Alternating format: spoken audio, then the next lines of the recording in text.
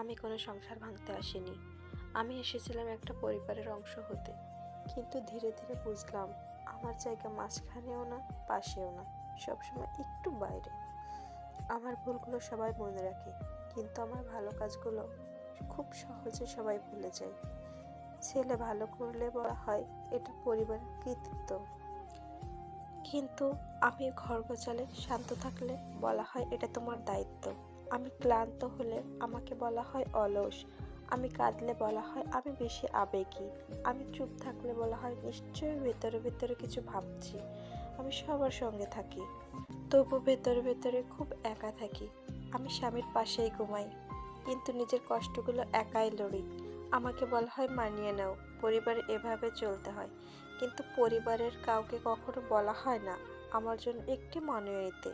অনেকে বলে তুমি তো ভাগ্যবতী এই ঘরে এসেছো, কিন্তু তারা ভুলে যায় এই ঘরে আসার আগেও আমার ভালোবাসা পেয়েছি। আমি ছিলাম কারোর আদরের মেয়ে, খুব যত্নের একজন মানুষ, খুব সুখী একজন মানুষ। বিয়ে আমাকে বদলায়নি, মানুষের ব্যবহারটাই আমাকে বদলে দিয়েছে। আমার কাছে আশা করা হয় আমি সবাইকে পরিবারের মতো ভালোবাসবো, কিন্তু আমাকে পরিবারের মতো ভালোবাসা হয় না। সবচেয়ে কষ্টের কথা কি জানেন? অনেক সময় আমার স্বামী ভুলে যায় আমি তার কাছে এসেছিলাম সবাইকে ছেড়ে। আমি বড় কিছু চাইনি, রানীর মতো ব্যবহারও চাইনি।